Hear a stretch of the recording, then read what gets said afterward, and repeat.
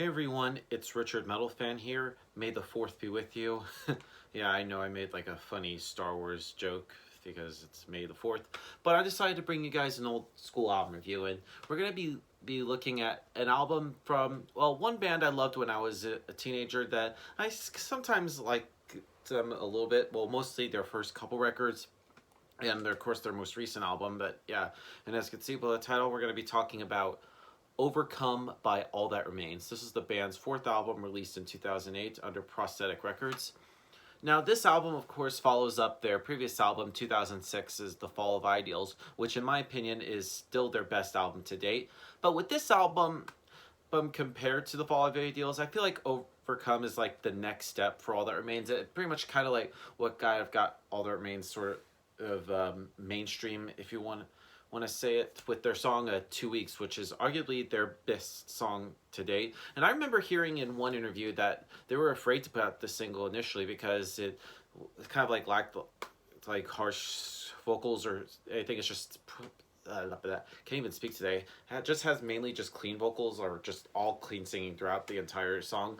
But then when they put it out, of course, it was a smash hit, and I'm pretty sure that they don't regret putting it out.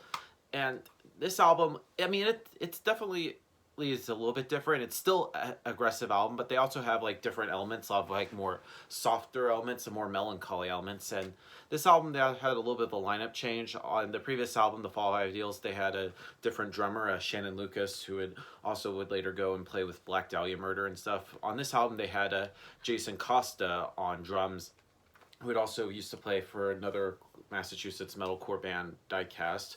And this pretty much is the album that would, for lack of better words, would solidify the classic era or lineup of All That Remains, being Phil Labonte on vocals, Lee Herbert on guitar, may he rest in peace, Mike Martin on guitar, Jeannie Sagan on bass, and of course now Jason Costa on drums. Um, and this album, like I said, really good album. It's totally different sounding. I mean, the thing, but I've pretty much rambled on too much. Let's just dive into this album track by track. Now, starting things off is Before the Damned. Now, this song is just a straight up thrasher, and it's in your face. And while it has like a clean chorus behind it, you also have like death growls that we've probably heard since probably their debut album, Behind Solace and Solitude. And it has a very catchy chorus, and always sort of like doing a solo behind it, which kind of like goes behind the idea of a guitar solo, and some really just fast picking, and there's really not really sustained notes in this, and it works really well, and it's pretty much starts the album on a very suspenseful note. One of the best openers so far to date. Then we move on to 2 weeks. It's funny how it's track 2 and we get to 2 weeks. Now, 2 weeks is the biggest song from this album, and pretty much from All That Remains, period. And a lot of people wonder why it is their biggest hit. Because mainly I heard it's, or what I mentioned before, is just the clean vocals. And some people would argue that it made them mainstream or less underground, and I hate to say this term, selling out. But I heard that, like I said, they were scared to put it out, but now I'm pretty sure they have no regrets about it at all. And one thing to really mention is the lyricism and the catchiness behind it. And you have like a thrashy riff that leading you in, and Jason just delivering like a huge snare sound. And I feel like Jason Sukoff, who also produced this album and another great metal producer, really just fucking great. And I've just loved like the drum sound that Jason Costa has, and this song just kicks in just right in your face, and it almost demonstrates the, sort of like the technical aspects of this band, especially like the guitar solo from Ollie. Another great song. And then we get to Undone. Now this song pretty much ups the catchiness and has a hardcore grit to it, and it has a positive vibe behind it. And it's really a song that demonstrates the strength behind it and just hits you just square in the face, and just some great screams that Phil is unleashing. But then it's sort of like rotates in and out with the clean singing on here, and the chorus is just so fun to listen to, and it has kind of like a representation of unity behind it, and I love how the solo just fits in with the whole like mood and the vibe with the song. um Forever in Your Hands. Now this is pretty much where it kind of like tones down a little bit, and this song could also serve as like a precursor to softer songs, so on like their more recent albums, like for example, What If I Was Nothing off of A War You Cannot Win. And this song is no denying it's a love song, and the favorite moment of this is the guitar leading you into the chorus, and it just elevates, and it has like a very good effect to it, and it's a very melancholic song.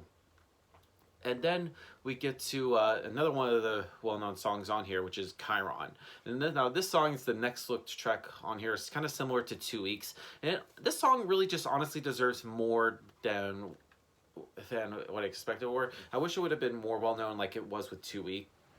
But it's a great song, and just the way that soloing just leads you in, it really just sets the tone, and it's sort of like a cinematic and almost kind of like epic vibe to it, and it just braces you in for all impact. And then just Phil unleashes like all out fury into the mic, and I just love like it just kicks you right in, but then it just pulls right back in, and it's just not all aggression. And then halfway through we get some really great acoustic section, and I just love how it pulls back, and it's a very, very bull mood. And I really think that this song just also, though that acoustic part adds a lot more emotion, a lot more atmosphere to it, and I think it's a really interesting move for their part.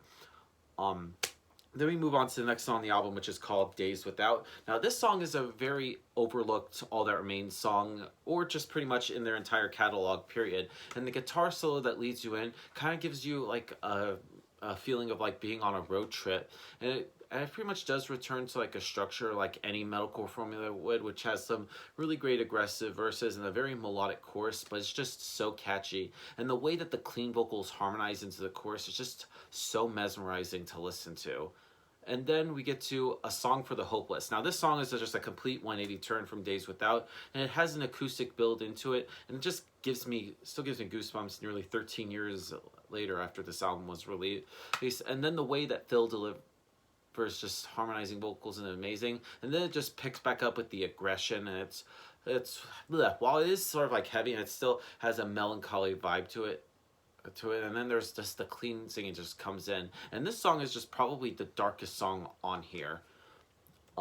Next up is Do Not Obey. Now, this song is just very catchy and a very fun song, and it has a kind of like a hardcore grit behind it. It's just so groovy, and the way it has like a mesmerizing lead in with the guitar work, and then the whole band just goes full in at once. It's just wow, it's just insane and groovy, and I really love the great sort of like chanty kind of like in the verses, like we do not obey, just really just insane.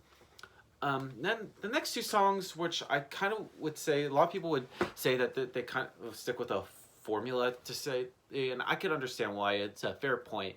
But we get to Relinquish. Now, this is the heaviest song on the album. It's just very raw and just constantly in your face, and just pulls no punches. And then the title track of the album, Overcome, which kind of has a similar momentum behind it. It has like the speed and kind of like terms of like the tempo and everything, and then the clean vocals return. It has sort of like that metalcore formula. Now, it doesn't really like need to like stand out on it, on its own, but it does the song good justice. And then we close everything with a cover song, which is Believe or Nothing, which is originally done by the great Nevermore. Now, All That Remains really hasn't done many covers in the past. I mean, their most recent one was a freaking Garth Brooks song, which is really weird. And this song is pretty different. Now, when it comes to cover songs, there's either two ways to look at it. You could either just stick to the original, or try to like add your own kind of like mix to it, and make it stand out from it. But I feel like All That Remains just really added like their own feel to it. It's still it's a cover song, obviously, but they definitely kind of like made it their own in a way. And then this album actually has a bonus track, which isn't on my version, but if you played the video game Rock Band back when that shit was relevant, they actually was a song called Frozen, and that song, I mean, it doesn't really like take away or add anything. It's thing from this album. I mean, this album is pretty good at this point, but I feel like Frozen, it's just a really aggressive song. It has like some great vocals from Phil, just some really sick guitar playing, and overall pretty interesting song. And I think it's another, in my opinion, another underlooked All That Remains song. And I really think that that song should be known more. Overall, Overcome by All That Remains is pretty much what got them, I guess, like more mainstream. I mean, while their first three albums definitely had like more of the melodic, first two being like more melodic death metal, and then Fall Out Ideals kind of like solidifying kind of like their sound. I feel like Overcome kind of like takes it a little bit further in adding different elements. So if I were to give this album a score, I'm going to give Overcome by All That Remains a solid 8.5 out of 10. So yeah, that's my review of the album, guys. Let me know in the comments what you guys think about the album, and I'll see you all in the next video. And as always, keep it metal.